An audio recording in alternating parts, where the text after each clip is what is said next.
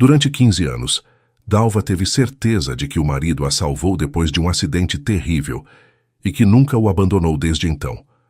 Os parentes o chamavam de Homem de Ouro. Mas um dia, na biblioteca, enquanto folheava velhas coleções de jornais, Dalva deu de cara com uma notícia sobre aquele acidente e, ao ler a primeira linha, quase desmaiou. Antes de começarmos, escrevam nos comentários de onde estão nos assistindo. Esperamos que gostem da história de hoje. A manhã era das mais comuns, cinzenta, com uma garoa fina que não chegava a encharcar a rua, mas manchava os vidros das janelas. Dalva, ao sair de casa, nem pegou o guarda-chuva, apenas amarrou bem o velho lenço de lã no pescoço e ajeitou a bolsa no ombro. Até a biblioteca eram uns 20 minutos a pé, passando pelo quintal com o banco quebrado, pela padaria de onde sempre vinha aquele cheiro de pão quentinho, e passando por uma parada de ônibus, onde duas mulheres discutiam o preço da cebola perto de uma banca. Dalva as escutava distraidamente olhando as vitrines e pensava na sobrinha Alice. A menina tinha ligado na noite anterior pedindo ajuda com um trabalho da escola. A professora passara um projeto sobre jornais antigos da cidade, e Alice, como sempre, se lembrara na última hora. "Titia, você adora esse tipo de coisa, por favor." Dalva sorriu ao telefone, disse que iria ela mesma, daria uma olhada no que havia nas coleções e de quebra tomaria um ar. Na biblioteca sempre era silencioso, silêncio que já é raro de se encontrar nos dias de hoje. Ao entrar, ouviu a porta pesada de madeira rangendo, sentiu os próprios passos ficarem mais cautelosos e logo percebeu aquele cheiro. Papel velho, levemente umedecido pela proximidade do porão, tinta seca há muito tempo entre as linhas, estantes de madeira limpas com pano. Ainda na semana anterior, sob o teto alto, pendiam lâmpadas de abajur verde em fios longos, cada uma projetando sobre a mesa uma mancha oval de luz. Atrás do balcão principal estava Dona Antônia, a bibliotecária, que Dalva conhecia há décadas, desde os tempos em que ela própria vinha até ali buscar romances de capa mole. Dona Antônia era magrinha, usava óculos numa corrente fina, vestia um casaco de tricô grosso e, sempre que via um rosto conhecido, erguia-se um pouco da cadeira, como se quisesse fazer uma reverência. "Dalva, querida, há quanto tempo não te via? O que procura hoje?" "Jornais antigos, Dona Antônia." "Minha sobrinha pediu para a escola. Tem coleções de quais anos?" "De anos bem antigos, tem sim, não se preocupe. Vou preparar uma mesa para você, lá perto da janela, onde tem mais luz." Dalva sentou-se junto à janela, colocou a bolsa na cadeira ao lado, desabotoou o casaco e sentiu o calor voltar depois da garoa na rua. Sobre a mesa já estavam pastas pesadas em capas marrons, amarradas com cordões. Delas vinha um cheiro seco de poeira e daquele papelão especial que tem cheiro de tempo. Dalva adorava tudo aquilo. Adorava desde criança, quando o pai a levava pela mão até ali e dizia que naquelas paredes não viviam livros, mas vozes. Agora o pai já não estava mais entre eles havia muito tempo, e da voz dele só restara esse hábito de vir até ali, sentar, desatar o cordão e abrir cuidadosamente a primeira página. Ela foi virando as páginas lentamente. Anúncios de venda de aparadores, notas sobre reparos em vias públicas, fotografias de alguma delegação, velhas propagandas de pasta de dente, dicas culinárias para donas de casa. Alice pedira algo interessante, alguma história curiosa para contar na sala de aula. Dalva ia anotando os títulos das sessões numa folha, separando marcadores. Do lado de fora, a garoa engrossava. Uma gota de chuva escorria pelo vidro em um caminho longo e sinuoso, e por isso, o salão parecia ainda mais silencioso e acolhedor. E tudo teria passado como um dia comum e tranquilo, se Dalva não tivesse aberto uma das coleções aleatoriamente, bem no meio. Seu olhar caiu no alto da página, na data, e aquela data a atingiu como se uma mão invisível tivesse pousado em seu peito e apertado de leve. Era exatamente aquele dia. Não parecido, não próximo, não por aí. Aquele mesmo dia, depois do qual sua vida tomou outro rumo. O dia do acidente, 15 anos antes. A chuva naquela noite também era assim, uma garoa fina e desagradável. Ela voltava do trabalho num carrinho velho, levando para casa um saco de compras. E por causa da chuva ou de outra coisa, tudo virou de cabeça para baixo num instante. Depois, escuridão, mãos de alguém, uma voz que dizia: "Aguenta firme, aguenta, já estão vindo." E o longo período de hospital, gesso, soro, reanimação, curativos, fisioterapia. E durante todo esse tempo, Vítor estivera ao lado dela. Assim diziam, assim ela lembrava. Assim todos repetiam, durante 15 anos. Dalva permanecia sentada à mesa da biblioteca, olhando para aquela data. Por dentro ficou tudo frio e vazio, como se tivessem tirado todo o ar dela. Virou a página, depois outra, e na quarta página, bem no canto inferior direito, encontrou uma pequena notícia, bem curta, em 3 colunas, sob um título modesto, contando que, num cruzamento, à noite, houvera um acidente.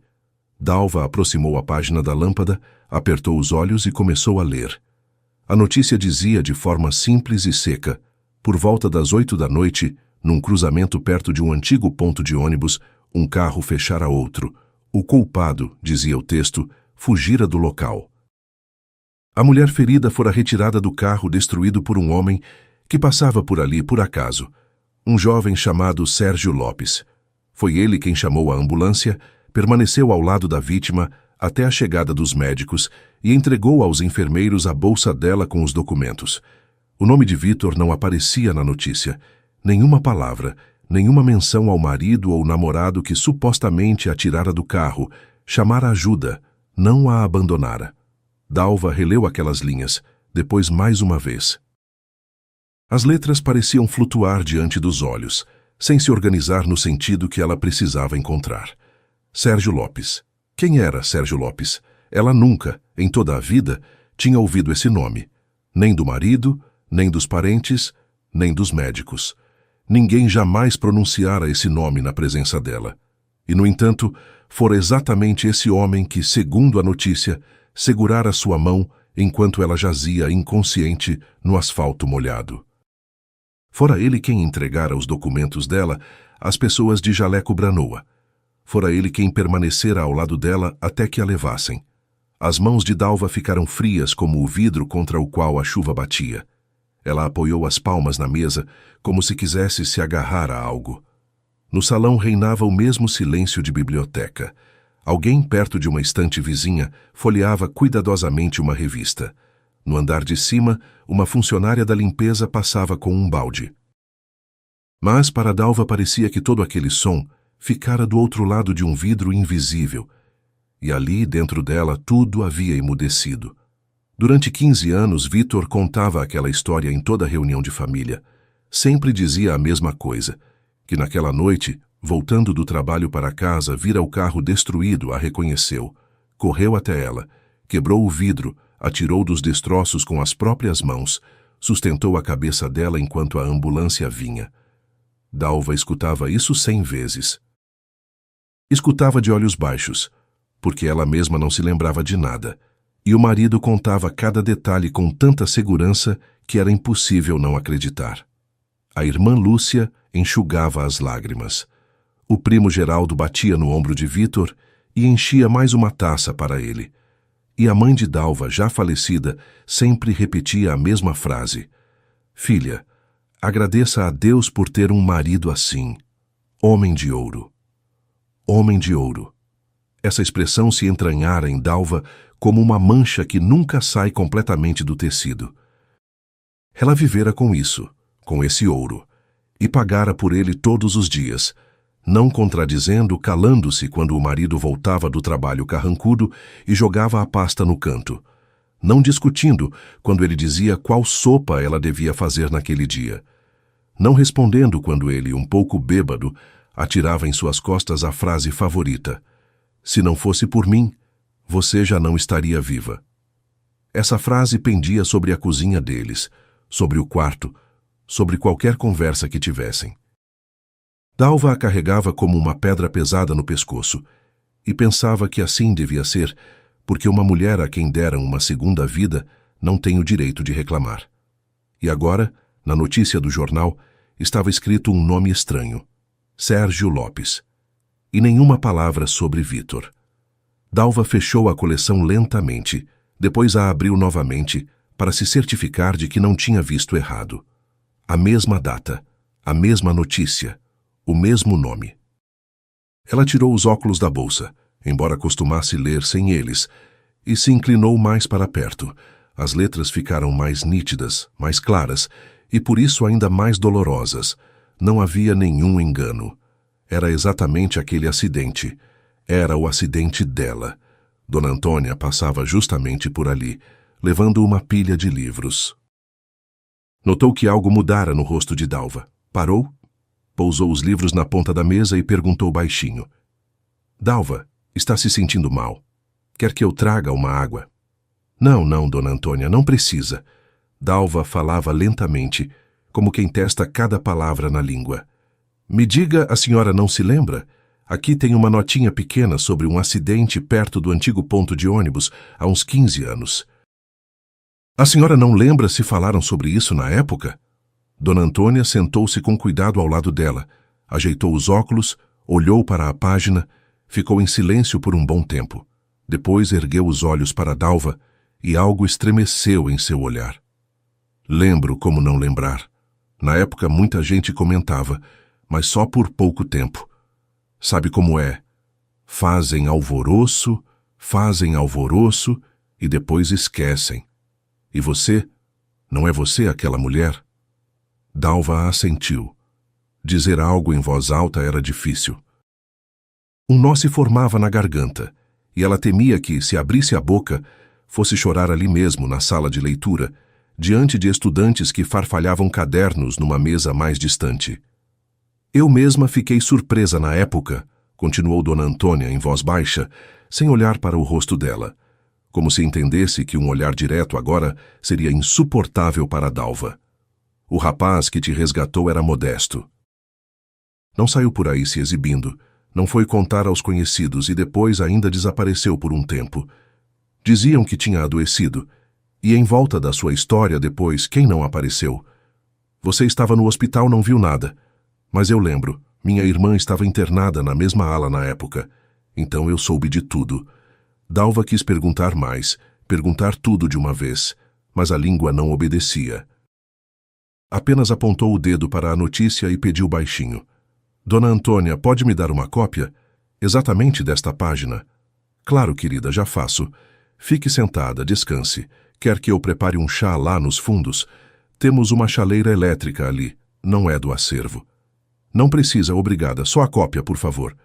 Dona Antônia recolheu a coleção e foi até o balcão, e Dalva ficou sozinha à mesa junto à janela. A chuva, nesse meio tempo, quase parara. Ainda escorriam algumas gotas pelo vidro, mas do lado de fora já clareava, e era possível ver um menininho de casaco vermelho correndo pelo quintal, protegendo a cabeça com uma pasta. Dalva o observava e, por algum motivo, pela primeira vez em 15 anos, pensou: eu também já fui filha de alguém, aluna de alguém, namorada de alguém. Antes de Vítor, antes daquele acidente, antes daquela gratidão que a pressionara como uma lápide. Quando Dona Antônia trouxe a cópia, Dalva a tomou com as duas mãos, dobrou em 4 e guardou no bolso interno da bolsa. Não no bolso lateral, mas exatamente no interno, como se a escondesse de si mesma. Depois se despediu em voz baixa, fez um cumprimento à jovem sentada na mesa vizinha, vestiu o casaco e saiu para a rua. A cidade estava como sempre, cinzenta, molhada, tranquila. Na parada de ônibus, 2 velhinhas discutiam o horário.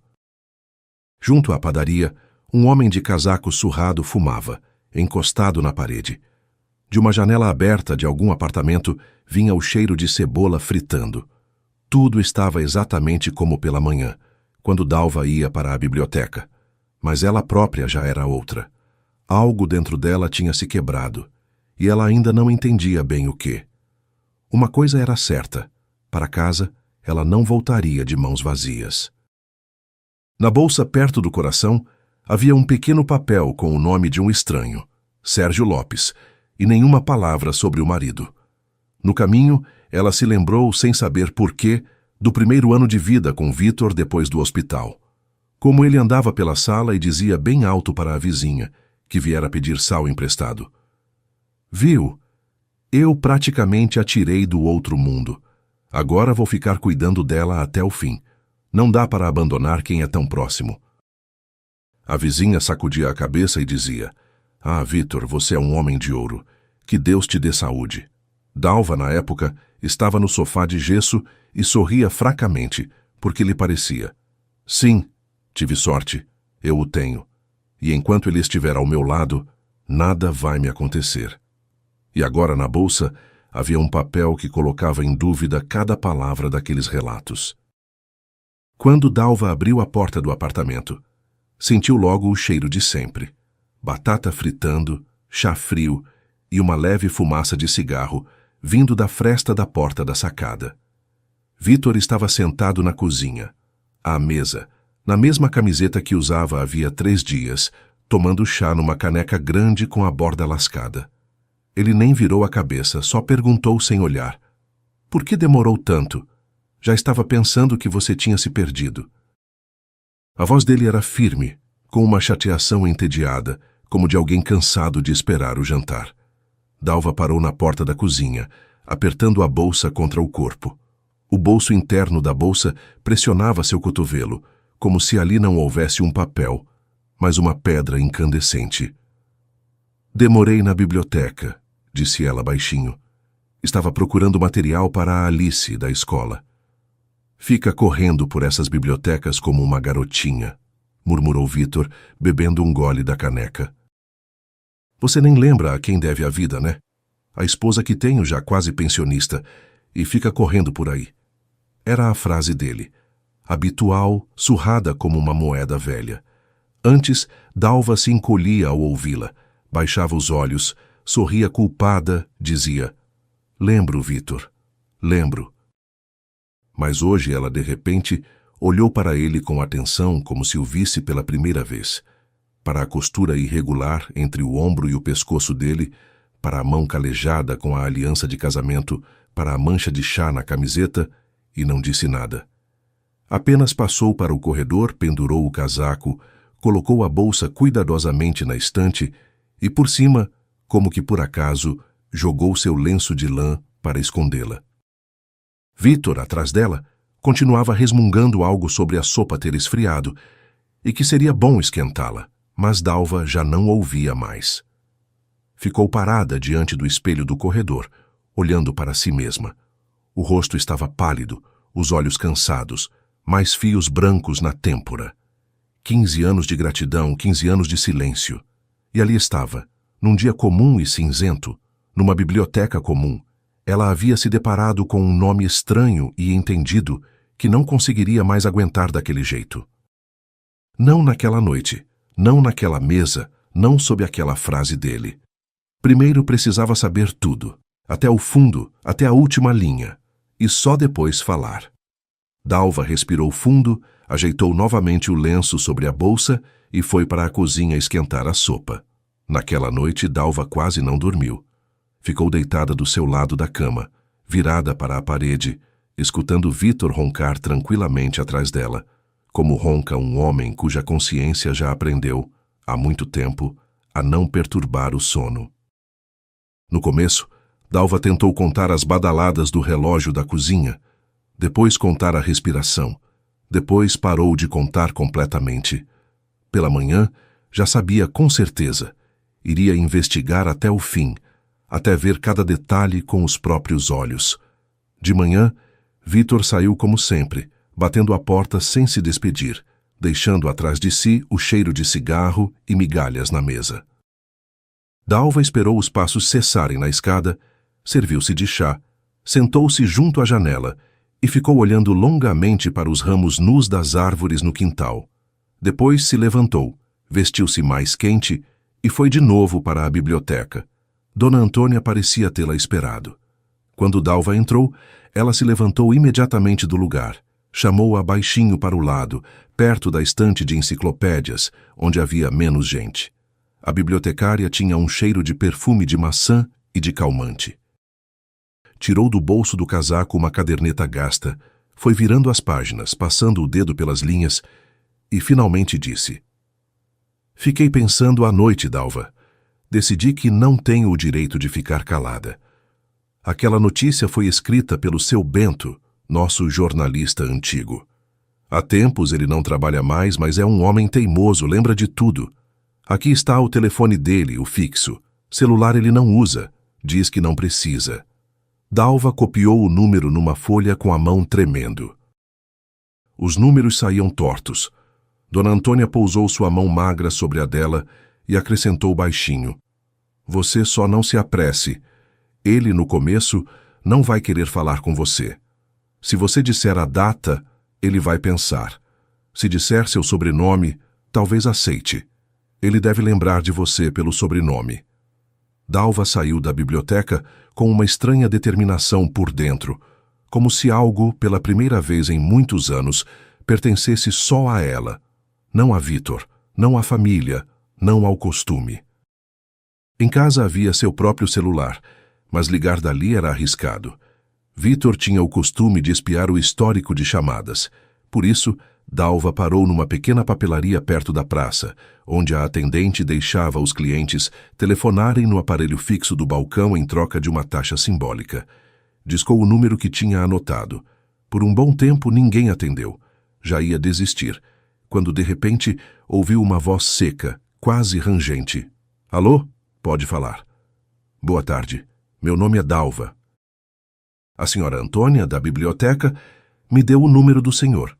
Antônia? Que assunto eu teria com a Antônia? Seu Bento, eu queria falar com o senhor sobre uma notícia antiga. Um acidente perto de um antigo ponto de ônibus, há uns 15 anos. Eu sou a mulher que foi resgatada do carro naquela vez. Do outro lado fez-se um silêncio tão denso que Dalva conseguiu ouvir as próprias pulsações na têmpora. Então seu Bento disse lentamente: Anote o endereço e venha hoje mesmo. Amanhã já não tenho certeza se vou querer conversar com a senhora. Ele morava do outro lado da cidade, num prédio antigo de 5 andares com a entrada desgastada. No saguão havia cheiro de umidade e de gatos. Na parede, alguém desenhara um barquinho a lápis. Dalva subiu até o 4º andar, parou diante de uma porta forrada de courino marrom, respirou fundo e tocou a campainha. A campainha não funcionava. Ela bateu na porta. Abriu um homem idoso e magro, de camisa desbotada e colete quente. Olhou para Dalva com calma, sem sorrir, como olham as pessoas acostumadas a avaliar antes de convidar. Entre, não fique na porta, está entrando vento. No apartamento de seu Bento havia uma quantidade enorme de livros, espremidos por todo lado. Estavam nas estantes, sobre as cadeiras, sobre a geladeira, até na janela, junto a um vaso de violeta empoeirado. Da cozinha de porta aberta vinha o cheiro de chá preto e de jornal velho. O anfitrião a conduziu por um corredor estreito e a sentou num banquinho junto a uma mesa de fórmica. No fogão estava uma chaleira de esmalte com uma lasca na lateral. Seu Bento a retirou, serviu 2 xícaras, colocou diante de Dalva um açucareiro e sentou-se de frente para ela, cruzando os braços. Bem, conte-me o que quer saber. Dalva abriu a bolsa, tirou a cópia da notícia e a colocou sobre a mesa. Seu Bento nem se inclinou. Olhava não para o papel, mas para Dalva. Eu me lembro dela. De memória, lembro de cada palavra. O que a senhora quer saber? Quero saber, disse Dalva lentamente, escolhendo as palavras, quem estava realmente dirigindo aquele outro carro e por que o nome do meu marido não aparece nessa notícia. Seu Bento deu um sorriso apenas com os lábios. Depois tirou do bolso do colete uns óculos com cordão. Colocou-os, olhou para a xícara como se houvesse algo interessante ali e começou a falar. Escrevi essa notícia 3 vezes. Sabe por quê? Porque a primeira versão meu editor cortou. Muitas perguntas sem resposta, segundo ele. A segunda versão foi para o arquivo, porque me pediram educadamente para não me meter. E a terceira, a que foi publicada, são 3 parágrafos secos, com tanta verdade quanto permitiram deixar. Dalva apertou a xícara com as 2 mãos. O chá estava quente, mas suas mãos voltaram a ficar frias. O carro da senhora não teve falha nos freios, continuou seu Bento. A senhora foi fechada. Foi o que disseram todas as testemunhas que estavam no ponto de ônibus. Havia um carro escuro importado. Na época, por aqui, não era todo mundo que tinha um carro desses. Ele saiu na frente, cortou o caminho. O fusquinha da senhora rodopiou e bateu num poste. O carro escuro recuou e foi embora por uma viela. Não parou. Ninguém saiu do carro. E o Sérgio Lopes? Perguntou Dalva baixinho. O Sérgio Lopes, nesse momento, vinha do ponto de ônibus. Trabalhava numa oficina mecânica próxima. Voltava do turno. Era ainda jovem, uns 30 anos, talvez um pouco mais. Quando o carro derrapou, ele correu até ele sem pensar duas vezes. Quebrou o vidro. Até hoje, provavelmente, ele tem uma cicatriz no braço por isso. Chamou a ambulância. Sentou-se ao lado da senhora no asfalto sob a chuva até os médicos chegarem. Não soltou a bolsa da senhora das mãos. Ele mesmo me contou depois. A voz dele tremia, como a de um garoto. Dalva virou-se para a janela. No vidro batia outra vez uma chuva fina, como há 15 anos. Seu Bento ficou em silêncio, bebeu um gole de chá e continuou. E o seu futuro marido apareceu depois. Não vou dizer quantos minutos exatamente, mas com certeza foi depois da ambulância. Ninguém o viu se aproximar do carro, ninguém o viu retirando a senhora. Ele se aproximou já quando estavam os médicos ali. No momento em que colocavam a senhora na ambulância, ele estava do lado dizendo: "É minha namorada, estou com ela."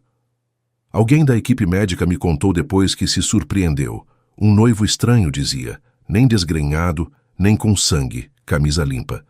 Mas quem vai parar para reparar nesse momento? E o carro escuro? Perguntou Dalva. Aí é que está o mais interessante.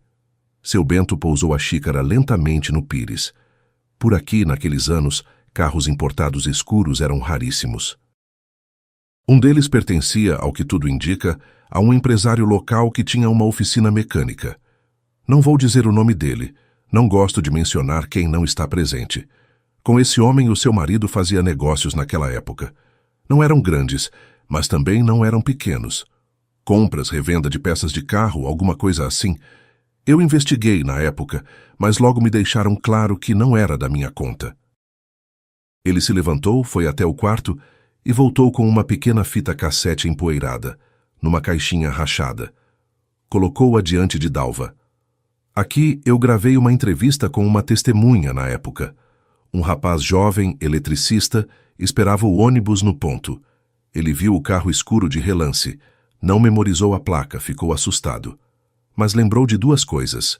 Uma trinca na lanterna traseira direita, em forma de espinha de peixe, e um adesivo no vidro de trás. Não lembro exatamente o que, mas ele me descreveu com detalhes. Depois, disse ele, viu esse mesmo carro numa oficina e ficou paralisado. Achou que sabia de quem era, mas teve medo de fazer queixa. A mãe dele estava doente, ele não tinha emprego estável. Ele me disse claramente: "Seu Bento, me perdoe, não posso, vão me destruir." Prometi a ele que disfarçaria a voz para que ninguém o reconhecesse. Ele aceitou. Depois, mesmo assim, foi embora. Ouvi dizer que foi trabalhar numa construção lá para o norte. E a fita está com o senhor? Por que aguardou? Perguntou Dalva quase em sussurro. Porque, mesmo sendo um homem seco, ainda sou jornalista. Não gosto quando a verdade vai pro buraco. Tenho um armário inteiro de fitas com histórias diferentes. Mas essa eu guardei separadamente, porque eu vi o seu marido naquela época, no corredor do hospital. Ele contava aos seus parentes como tinha te resgatado. E eu olhava para ele e pensava: "Ah, não é esse o homem certo para ser seu herói, Dalva, não é esse." Mas o que eu podia fazer? Faltavam provas concretas. A testemunha desistiu. E seus familiares olhavam para ele com tanta admiração que eu só pioraria as coisas se me metesse. Por que o senhor foi guardar no arquivo? Por que não deu seguimento? Porque eu trabalhava num jornal grande na época e não era o chefe. E o chefe me disse diretamente: "Não se meta." E mais, Dalva, pouco tempo depois, aquele conhecido do seu marido, o dono do carro escuro, foi pressionado de outro lado. A Receita encontrou alguma coisa. O Ministério Público investigou alguma coisa. Ele vendeu o carro rapidamente. Em algum lugar do interior ele acabou desaparecendo. E o Sérgio Lopes... O Sérgio Lopes ficou doente. Dalva levantou os olhos. Ficou doente. O coração dele falhou logo naquela mesma noite. A idade dele não era crítica, mas os nervos. Sob a chuva, no frio, na adrenalina, depois ainda a ligação para a ambulância, depois ainda horas no hospital, enquanto se agarrava por ele mesmo. De manhã, levaram-no com a pressão alta, ficou internado, recebeu alta, mas não voltou a trabalhar com toda a força. Depois demissão por redução de quadro, depois bicos, depois dívidas. A esposa o deixou, já não estava bem entre eles antes, e aquilo foi o fim. Falei com ele uma vez, depois. Ele me disse uma frase que ficou guardada na minha cabeça. Se essa mulher estiver vivendo, então não foi em vão eu ter me aproximado. Foi tudo o que ele guardou daquela noite para si. Não esperava agradecimento de ninguém, nem dinheiro. No quarto, fez-se silêncio. O relógio de parede tiquetaqueava. Atrás da parede, alguém ligara o rádio, baixinho. Não dava para entender as palavras. Dalva ficou sentada, com a cabeça baixa, olhando para as próprias mãos. A aliança parecia estranha, como se alguém a tivesse colocado em seu dedo enquanto ela dormia. O endereço, disse ela abafada. O endereço do Sérgio Lopes, o senhor tem? Seu Bento assentiu lentamente, foi até o quarto, demorou-se procurando numa gaveta da escrivaninha, depois voltou com um cartão amarelado, copiou o endereço numa folha limpa e a entregou a ela. Perto da ferrovia há uma casa antiga, particular. Mora sozinho lá, pelo que sei. Só, Dalva, por favor, não vá com acusações. Esse homem não merece acusação alguma, e não deve nada a ninguém para explicar. Não vou com acusações, disse Dalva. Vou com desculpas. Ela guardou a fita na bolsa, junto à cópia da notícia. Seu Bento a acompanhou até a porta, ficou parado na soleira, ajeitou o colete e disse baixinho. Sabe do que mais me alegro? De ter vivido para ver isso. Eu pensava que ia levar essa história para o túmulo, e olha aí como foi. Dalva só foi até Sérgio Lopes 2 dias depois. Não por covardia, mas porque precisava se preparar internamente. Naqueles 2 dias, andou pela casa como uma estranha, passou roupa, cozinhou feijão, ficou parada junto à janela. Vítor estava ocupado com seus assuntos, voltava tarde, não notava nada, e Dalva se pegava escutando cada passo dele e pensando, por que eu agradeci a esse homem por 15 anos? No dia em que ela finalmente se decidiu a ir até Sérgio, fazia frio e sol. Folhas amarelas rolavam pela calçada, como moedas. Dalva foi de ônibus até o último ponto. Depois andou bastante a pé ao longo dos trilhos. A casa ela não achou de imediato. Pequena, de um andar só, com uma cerca pintada, desbotada até ficar acinzentada. Junto ao portão latia um cachorro peludo na corrente, mas sem maldade, mais por costume. Na varanda estavam botas de chuva com barro seco e um balde virado. Dalva bateu no portão, depois mais uma vez, e do fundo do quintal veio uma voz masculina, calma. Já vou, não está trancado. Ele saiu da casa, jogando uma jaqueta de trabalho sobre os ombros. Alto, de porte firme, com os cabelos curtos já grisalhos nas têmporas e algumas rugas marcadas perto dos olhos. Rosto curtido pelo tempo, mãos grandes e fortes do trabalho manual. Dalva olhou nos olhos dele e, pela primeira vez em todos aqueles dias, sentiu que o reconhecia, não pelo rosto, mas por algo mais, aquele olhar calmo, cansado, sem rancor. Boa tarde, o senhor é o Sérgio Lopes? Sou Sérgio, respondeu ele com calma, afastando o cachorro com a mão. E a senhora veio me ver? Meu nome é Dalva. Dalva, da época do acidente. Ele ficou em silêncio, depois assentiu muito brevemente. Entre. Sempre soube de alguma forma que um dia a senhora viria. Na casa de Sérgio estava quente e tinha cheiro de fogão a lenha. Tapetes no chão, gastos mas limpos. Na parede, um relógio antigo de pêndulo. No batente da janela, 3 vasos de flor de maio. Em um deles já se abriam os primeiros botões. Na sala havia móveis simples, mas tudo arrumado. Ele a conduziu até a cozinha, afastou um banquinho, colocou diante dela uma caneca simples com a borda lascada, serviu chá de uma chaleira enegrecida. Depois sentou-se de frente para ela, colocou as mãos grandes sobre a mesa e ficou um bom tempo olhando para a mesa antes de falar. Eu não vi o seu rosto naquela noite, disse ele finalmente.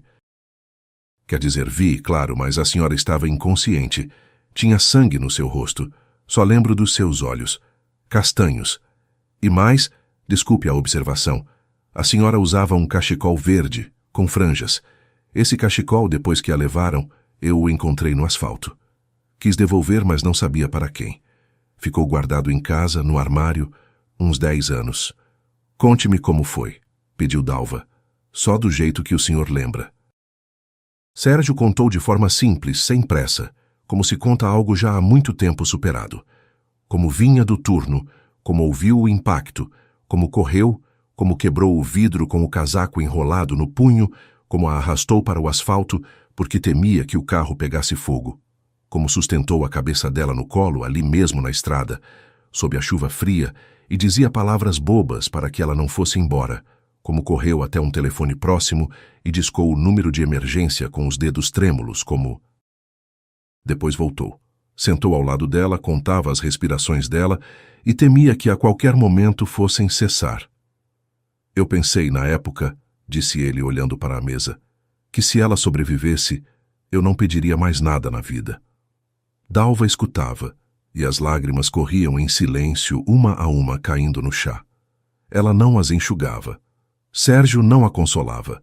Apenas empurrou na direção dela o pão e um potinho de mel, como quem trata, casualmente, uma visita que veio tomar um chá. E depois apareceu ele, acrescentou Sérgio sem dizer o nome. Eu, na época, não entendi quem era. Vi só que era um homem aflito, assustado. Correu até a ambulância, começou a dizer que era o namorado, que estava com a senhora.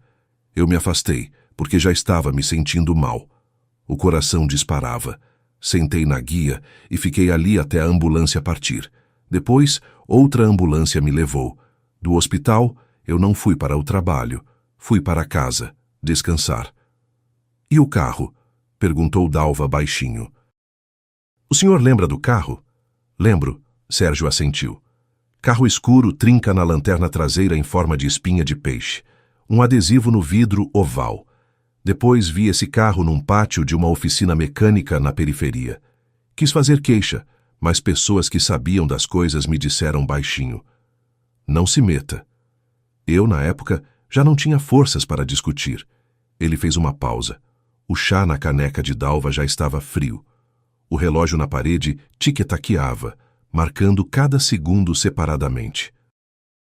E então Sérgio disse aquela frase que depois ficaria com Dalva como a mais importante de todos os seus anos vividos. Dalva, a senhora não me deve nada, nem a mim, nem a aquele que depois te recolheu. A senhora também não deve a ele.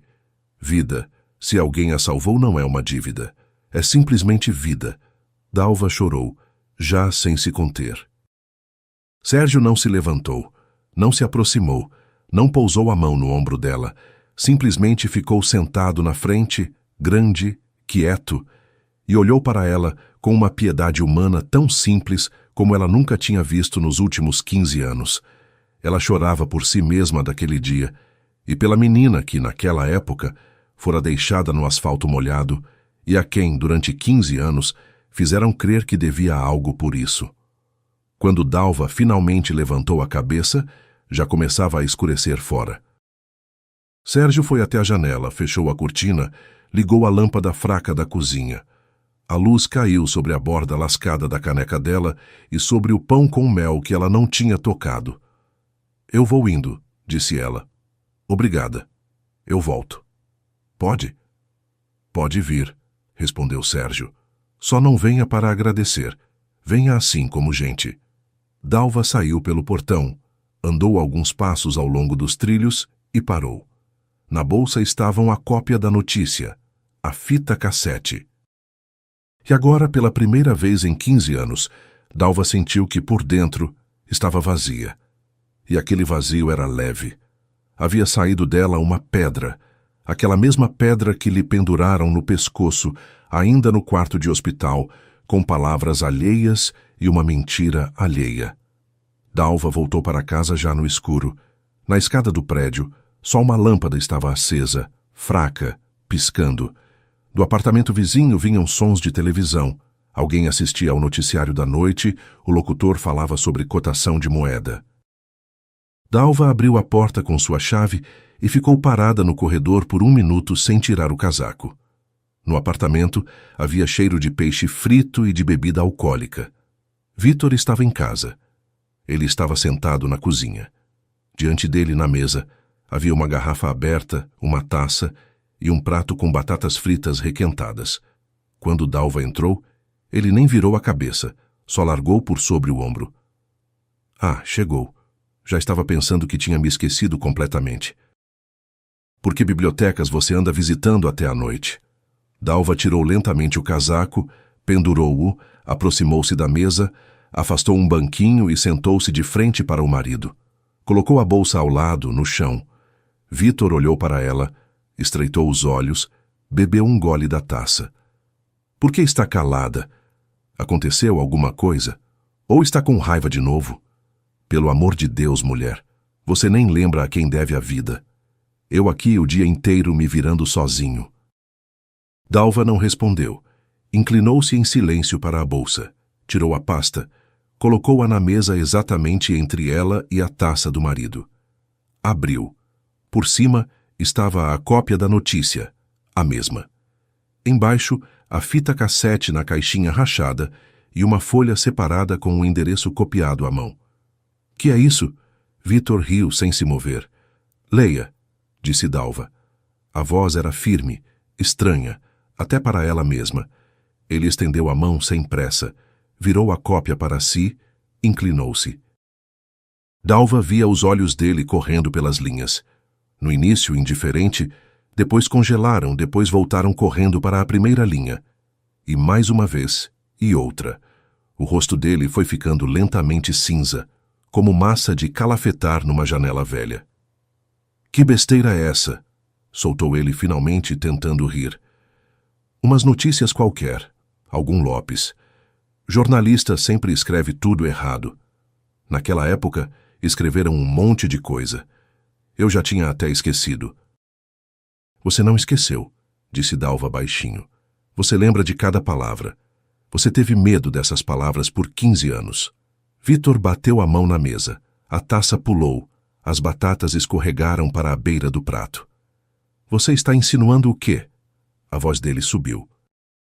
Você está em juízo perfeito? O que você foi inventar agora e ainda quer cobrir o próprio marido de lama? Eu te tirei do carro. Eu chamei a ambulância. Eu fiquei sentado ao seu lado no hospital todos os dias. No hospital você estava, concordou Dalva. No hospital você estava. Mas quem me tirou do carro foi outro homem. E a ambulância também foi ele quem chamou. E você apareceu depois, quando já estavam me carregando. E ao volante daquele carro escuro que me fechou, não estava um desconhecido qualquer. Tenho certeza de que era você. O carro não era seu. O seu, naquele dia, você tinha deixado na oficina para conserto. Lembra? Vitor empalideceu mais ainda. Abriu a boca, fechou e esfregou o pescoço. Onde você foi inventar essas histórias? Quem te contou isso? Dalva tirou a fita, colocou diante dele. Aqui está a voz da testemunha. Um rapaz jovem, do ponto de ônibus.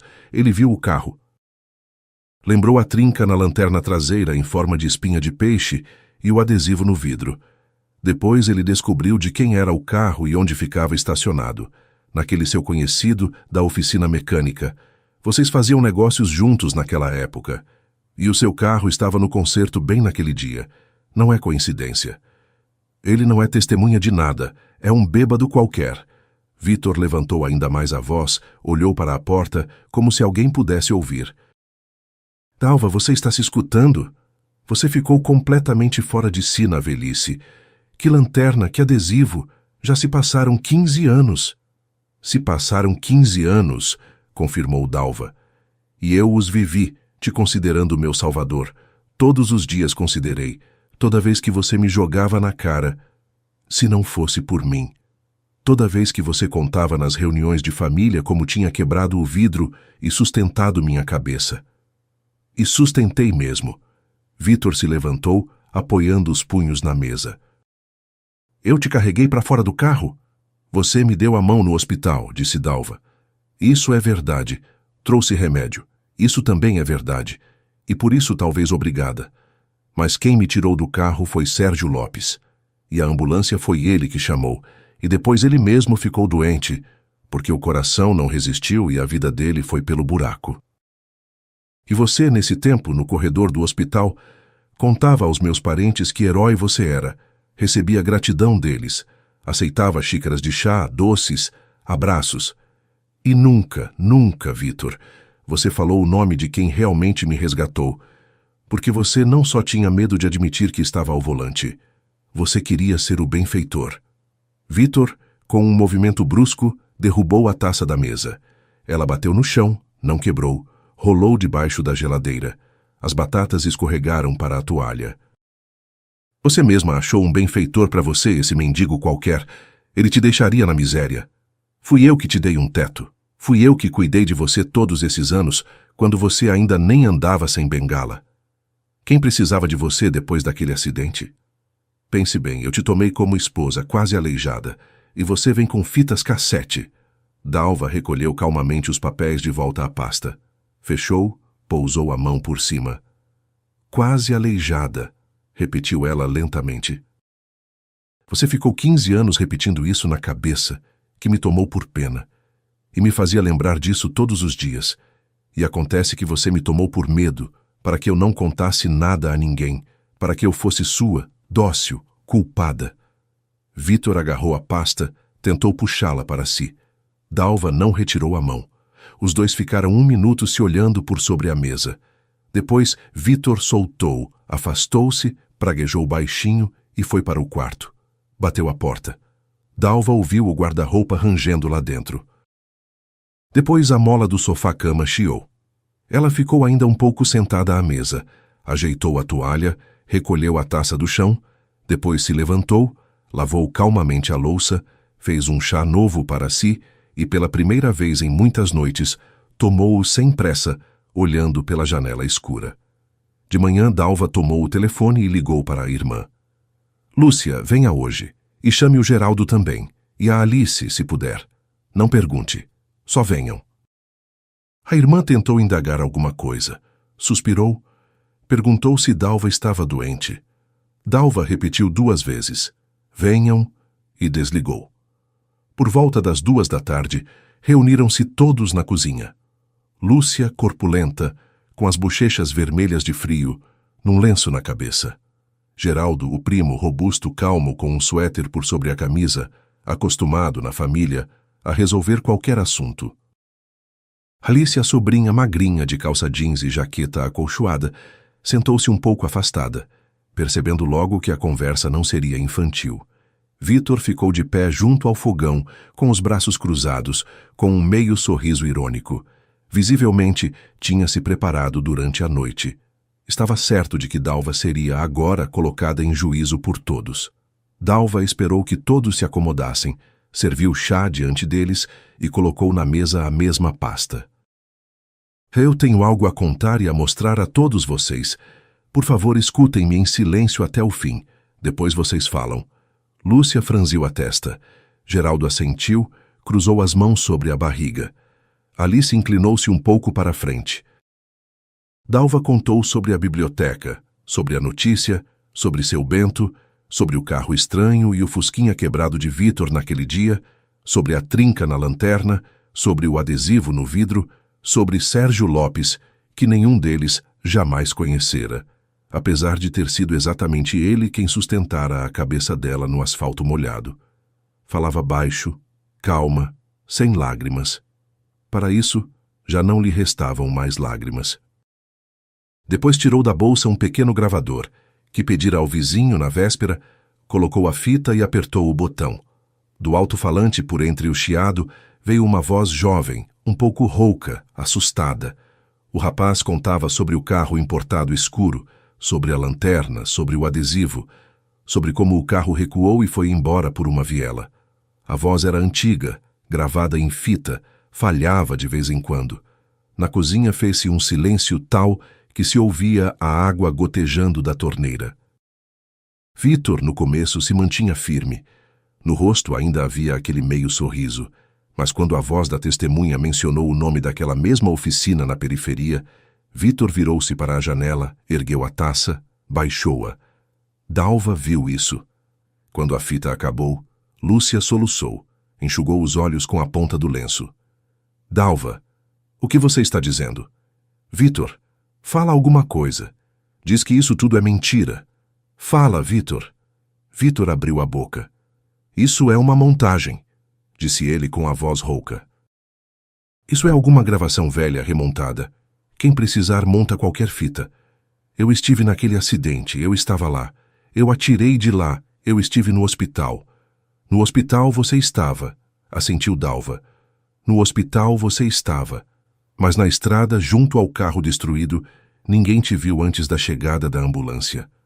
Ninguém. Geraldo se levantou lentamente. Pesado, apoiando-se na mesa, aproximou-se de Vítor sem levantar a voz, sem gesticular. Apenas parou diante dele, a meio passo, e perguntou, curto, de homem para homem. Vítor, naquela noite, você estava ao volante do carro de outra pessoa? Sim ou não? Vítor olhou para Dalva, para Lúcia, para Alice, para Geraldo. Abriu a boca para dizer alguma coisa. Não disse nada, fechou-a, baixou os olhos e se virou. Esse silêncio foi suficiente. Lúcia chorou já em voz alta, apertando o lenço contra o rosto. Alice, pálida, levantou-se em silêncio, aproximou-se de Dalva por atrás e a abraçou pelos ombros. Não disse nada. Apenas pousou a cabeça no ombro de Dalva. Geraldo ainda ficou parado diante de Vítor. Depois se virou pesadamente, aproximou-se da irmã, sentou-se ao lado dela. Dalva, perdoa a todos nós. Te enchemos o saco durante 15 anos, dizendo o quanto ele era de ouro. Toda a família. A sua mãe descanse em paz. Foi para o outro mundo acreditando nisso, perdoa. Vítor tentou dizer algo sobre ingratidão, sobre como ele tinha dedicado os melhores anos a ela. Geraldo virou a cabeça em sua direção e Vítor calou-se. Naquela mesma noite, Dalva arrumou as coisas dele em 2 malas grandes. Calmamente, sem gritar, suéteres, camisas, lâmina de barbear, chinelos, a caneca com a borda lascada. Colocou-as junto à porta. Vítor, a princípio, riu. Você está falando a sério? Para onde você está me expulsando? Eu estou registrado aqui. Dalva respondeu calmamente que aquele apartamento tinha vindo da mãe dela. Ele nunca tinha sido registrado ali, e morar com ela sob o mesmo teto não moraria mais. Vítor passou do riso para a súplica, sentou-se num banquinho no corredor, agarrou a mão dela e começou a enumerar. O hospital, os remédios, como ele a carregara nos braços até o banheiro no começo, como a alimentara com a colher, como comprara maçãs para ela. Os melhores anos, dizia ele, os melhores anos da minha vida eu dediquei a você. Dalva retirou suavemente a mão, ficou ali parada, olhou para ele de cima para baixo e disse apenas uma coisa. Vítor, você não me salvou. Você passou 15 anos salvando sua própria lenda, e eu não vou mais ser cúmplice disso. 3 dias depois, ela deu entrada no pedido de divórcio. Em uma semana, todo o círculo de conhecidos já sabia.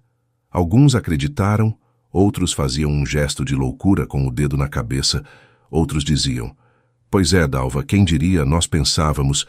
Geraldo e Lúcia, eles mesmos, foram visitar os parentes e contaram a verdade baixinho, sem detalhes, sem cópias. Mas o suficiente para que aqueles que durante anos batiam no ombro de Vítor parassem de telefonar para ele. Alguns conhecidos antigos, ao encontrá-lo, agora desviavam o olhar. Alguns cruzavam para o outro lado da rua. Vítor se mudou para o velho apartamento dos pais na periferia, para a casa de uma tia distante, e andava pelo quintal, sombrio, envelhecido 10 anos num único mês. O mais difícil para ele não era a perda da casa, nem os papéis, nem os requerimentos. O mais difícil era ter deixado de ser agradecido. Durante 15 anos, ele vivera daquela gratidão como do calor de um radiador. Acostumara-se a que, quando entrava num cômodo, todos sorrissem, que serviam a ele primeiro, que falavam dele como homem de ouro. E agora ele entrava no quintal, e as velhinhas no banco se calavam, e depois, quando ele se afastava, comentavam baixinho entre si e sacudiam a cabeça. Dalva, nesse tempo, pela primeira vez em muitos anos, dormia sem nenhuma pedra sobre o peito. Em casa estava silencioso. Na cozinha já não tinha mais o cheiro dos cigarros dele. A caneca com a borda lascada fora junto com ele, na mala. Ao anoitecer, Dalva sentava junto à janela, tomava chá e olhava as luzes do quintal. Às vezes, vinham lágrimas, mas eram outras lágrimas, não aquelas que ela engolia durante 15 anos. Eram lágrimas limpas, como a chuva depois de uma longa seca. Uma semana após o divórcio, Dalva foi novamente até Sérgio. Não em busca de verdade. Verdade ela já tinha de sobra. Não em busca de lágrimas. Suas lágrimas ela já deixara na cozinha dele, na vez anterior. Apenas queria dizer obrigada, de forma simples, sem testemunhas, sem pastas e fitas. A manhã estava seca, clara, com aquele vento especial de outono que tem cheiro de fumaça e de folhas caídas. Dalva levou consigo um pote de doce de framboesa de sua despensa, pastéis de couve feitos em casa, embrulhados numa toalha limpa, e foi de ônibus até o último ponto. Andou ao longo dos trilhos e, pela primeira vez em muito tempo, se pegou ouvindo o ranger dos próprios passos, sem pensar que alguém a esperava para repreendê-la. Sérgio estava no quintal, ajeitando o portão com um martelo, sem pressa, pregando uma tábua que tinha saído do lugar. Ao vê-la, esticou-se, limpou as mãos na calça. A senhora voltou, então? Voltei, sorriu Dalva. Trouxe doce e pastéis. Não recuse, vou ficar chateada. Ele se mostrou um pouco constrangido. Pegou o embrulho dela, levou-a para dentro de casa. Na cozinha de Sérgio, tudo estava como na vez anterior. Os tapetes, o relógio de pêndulo, a flor de maio no batente da janela, que agora já tinha aberto 2 primeiros botões delicados. Dalva sentou-se à mesa como se já estivesse sentada ali não pela segunda vez, mas pela 100ª. Sérgio colocou a chaleira no fogo, dispôs os pastéis num prato. Sérgio, disse Dalva, eu quero falar com o senhor. Mas de outro jeito.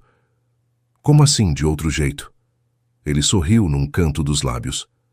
Sem dívidas, sem peso. Só para que o senhor saiba, eu estou viva. E estou viva graças ao senhor. E também sei que depois daquela noite, tudo desmoronou na sua vida. Trabalho, papéis. Eu sei.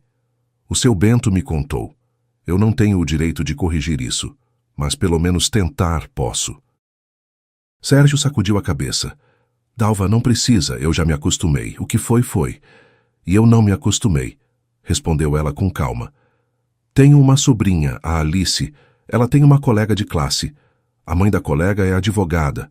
Boa, dizem, competente. Já falei com ela.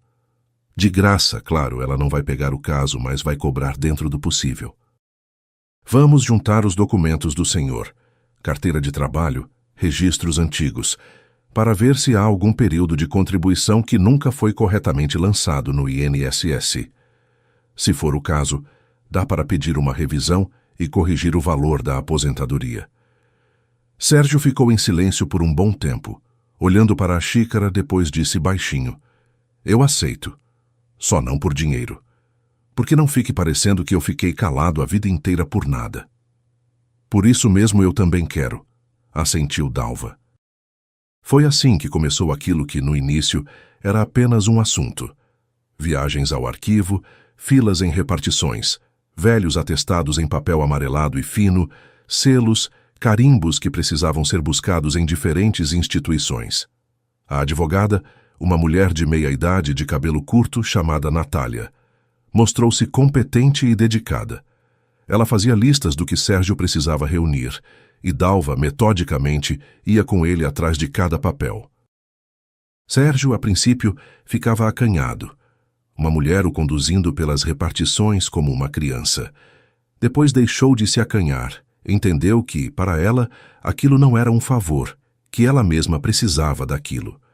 Entre uma coisa e outra, começaram a conversar sobre coisas simples. Sobre como a flor de maio cresce melhor se regada com pouca frequência, mas em pequenas quantidades. Sobre qual pão era melhor, o escuro ou o de farelo. Sobre o cachorro dele na corrente, chamado Castanha, porque filhote era redondo e marrom. Sérgio contou que há muito tempo tocava sanfona, mas depois as mãos do trabalho pesado ficaram rígidas nos dedos e ele desistiu. Dalva contou que na juventude gostava de cantar num grupo amador e que uma das músicas sempre saía melhor que as outras nela. Sérgio pediu que ela cantasse. Ela riu e disse que, na sua idade, já não cantava mais, mas mesmo assim, baixinho, cantarolou algumas linhas olhando pela janela. Sérgio escutava e sorria, no bigode que ele não tinha. Pouco a pouco, as viagens ao arquivo deram lugar a outros pretextos. Sérgio trouxe um saco de laranjas do próprio pomar, pequenas, um pouco ácidas, mas com um aroma surpreendente, daquelas boas para a compota. Apareceu, olhou para a estante rangente da cozinha dela, pediu um martelo. Em 20 minutos a estante estava como nova. Arrumou a fechadura da porta que rangia havia anos. Trouxe conservas de uma vizinha que fazia doce de goiaba. Não pedia nada em troca, não insinuava nada, não demorava, ia embora calmamente, dizia: "Bom, eu vou indo, não precisa me acompanhar." E ia para a parada de ônibus, um pouco curvado sob o vento de outono. Dalva se pegava esperando a chegada dele. Não como se espera uma visita para uma festa, mas como se espera um bom tempo, sem palavras, sem preparação. Simplesmente ficava mais tranquila no peito quando sabia que naquele dia ele apareceria. A advogada Natália, em 2 meses, fez o que Sérgio mesmo não conseguira fazer em 15 anos. Reuniu os documentos que comprovavam o tempo de trabalho dele nas empresas antigas, identificou um período de contribuição que nunca tinha sido devidamente averbado no INSS e deu entrada num pedido administrativo de revisão do tempo de contribuição. Um dia, Sérgio chegou à casa de Dalva com um envelope nas mãos, abriu-o na cozinha, na presença dela, sem nenhuma introdução. Dentro, havia uma carta do INSS confirmando a correção do tempo de contribuição e o recálculo da aposentadoria, um acréscimo pequeno, mas justo. Sérgio olhou longamente para aquele papel, depois disse baixinho: "A questão nem é o dinheiro. A questão é que, pela primeira vez, fui escutado." Dalva serviu-lhe chá fresco e simplesmente pousou a palma da mão sobre a mão dele. Assim ficaram sentados, 2 mãos secas, com rachaduras, já não jovens, uma sobre a outra. Alice, nesse tempo, ia mais frequentemente à casa de Dalva do que antes. Vinha com os cadernos, fazia o dever de casa na cozinha, conversava sobre a escola. Sérgio, no início, ela tinha vergonha dele. Depois se acostumou. Uma vez, ao vê-lo arrumando a fiação na casa de Dalva, Alice largou os livros didáticos e começou a ajudar, segurando a lanterna, passando a chave de fenda. A partir daí, criaram um pequeno costume próprio. Todo domingo, Sérgio arrumava alguma coisa, e Alice era a chefe de obra. Lúcia, no início, se surpreendia. Depois, vendo como a menina se iluminava, parou de se surpreender. E uma vez, perto do fim do ano, enquanto arrumava a mesa na casa de Dalva, disse baixinho à irmã: "Me perdoa de novo. Só agora estou entendendo como você vivia naquele tempo e como você vive agora. São 2 casas diferentes." Uma vez, no começo do outono, Dalva voltou à biblioteca. No balcão de Dona Antônia estava um vaso com 3 crisântemos, branco, rosa e bordô escuro. Os últimos, provavelmente, alguém trouxera de doação. "Dona Antônia, eu queria mais uma cópia daquela notícia." "Pode ser?" A velha bibliotecária olhou para ela atentamente por sobre os óculos na corrente. "Mas eu já fiz uma para você, Dalva. Você perdeu?" "Não perdi.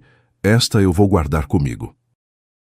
E a segunda preciso para que o verdadeiro Salvador também tenha a dele, que fique guardada na casa dele, que ele saiba que o ato dele não foi em vão, que existe também um papel sobre ele. Dona Antônia assentiu em silêncio, foi até a copiadora, voltou com uma folha quentinha, estendeu-a a Dalva e, ainda segurando-a no ar, disse baixinho: "Estou feliz por você. Você ficou diferente. Antes você andava como se levasse uma carga nas costas. Agora vejo que seus ombros se ergueram." Dalva tomou a folha, dobrou-a com cuidado, guardou na bolsa. Na rua sentiu o frio chegar, e no ar flutuava uma garoa fina e gelada que mal chegava a tocar o chão. Junto à saída, encostado num poste de iluminação, estava Sérgio. Na mão, ele tinha um buquê de margaridas de outono, simples, brancas e amarelo escuras, amarradas com um cordel fino. "Eu passava por aqui", disse ele um pouco constrangido. "Pensei que você ia sair e ia ficar com frio. Resolvi esperar." Dalva olhou para as flores, depois para ele, e pela primeira vez naquela noite, permitiu-se não conter o sorriso. "Sérgio, você ficou aqui de propósito esperando." "E se foi de propósito?" respondeu ele com calma. "O que tem agora?" Ela pegou o buquê, passou o dedo por uma pétala fria, depois, sem dizer mais nada, tirou da bolsa o papel dobrado e o estendeu a ele. "Toma, é sobre você. Que fique agora na sua casa, não só na minha."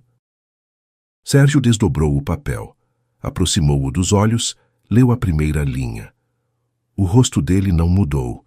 Ele já sabia, há muito, o que estava escrito naquela notícia. Mas algo em seus ombros estremeceu. Ele dobrou cuidadosamente o papel de novo.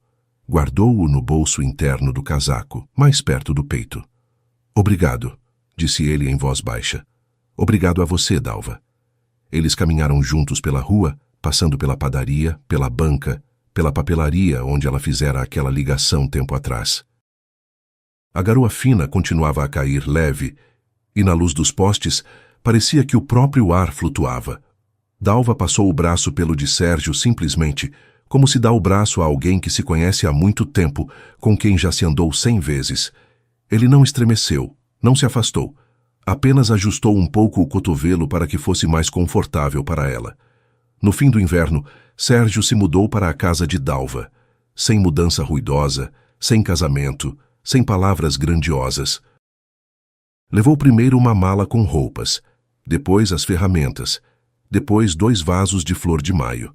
Castanha, o cachorro, ficou morando com o vizinho, porque no apartamento ficaria apertado para ele, e Sérgio ia visitá-lo uma vez por semana. Na cozinha de Dalva apareceu uma chaleira nova. Sérgio, ao ver a antiga com a lasca, comprou outra em silêncio, esmaltada, de bolinhas azuis.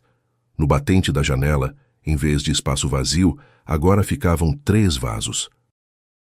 E no inverno, a flor de maio florescia tão densamente que a vizinha vinha admirá-la. Nos fins de semana, eles iam ao parque com Sérgio, davam comida aos pombos junto ao lago, sentavam-se num banco e ficavam em silêncio. Não um silêncio pesado, como antes com Vítor, mas um silêncio leve, em que não era preciso explicar nada. Uma vez por mês, Dalva passava na biblioteca para ver Dona Antônia. Tomavam chá juntas nos fundos da biblioteca e a velha bibliotecária sempre repetia a mesma frase: "Que bom que você o encontrou, Dalva. Que bom que você encontrou." Vítor. Dalva encontrou por acaso uma vez no mercado. Ele tinha envelhecido muito, andava de ombros caídos num casaco surrado, levando numa sacola de rede 2 batatas e um maço de cigarros. Ao vê-la parou, olhou-a longamente, pesadamente. Quis dizer algo, talvez de novo sobre os melhores anos. Dalva passou calmamente por ele. Não se vingou. Simplesmente já não havia mais nada a dizer. Às vezes, à noite, depois de fazer o chá, Dalva sentava junto à janela ao lado de Sérgio e pensava em que grande volta a vida tinha feito para devolver-lhe aquele que, uma vez, já tinha estendido a mão para ela. Durante 15 anos, ela vivera atrás de uma muralha de pedra, acreditando que aquilo era uma fortaleza. E acontecia que aquela muralha não fora construída de pedra, mas de mentiras alheias. Que o verdadeiro calor, a verdadeira paz, a verdadeira gratidão a esperavam não de trás daquela muralha, mas ao lado de um homem tranquilo que uma vez, sob a chuva fria de outono, sentara-se no asfalto, sustentara a cabeça dela no colo e pedira baixinho que ela não fosse embora. Vítor quis ser herói à custa de outro, e nisso ele mesmo se perdeu. E Sérgio, durante 15 anos, ficou calado, não pediu nada a ninguém. E nesse seu silêncio permaneceu exatamente como fora naquela noite. Simplesmente um homem que não passou de longe. Às vezes Dalva tomava nas mãos aquela primeira cópia da notícia, a que guardava na gaveta de cima da cômoda. Relia a primeira linha e a cada vez agradecia baixinho, não a Vítor, não ao destino, nem mesmo a Sérgio. Agradecia a si mesma, por naquela manhã cinzenta e amena, ter ido até a biblioteca e não ter tido medo de ler até o fim. Se gostaram, se inscrevam no canal e deixem seu like. Para vocês é um gesto simples, mas para nós faz toda a diferença.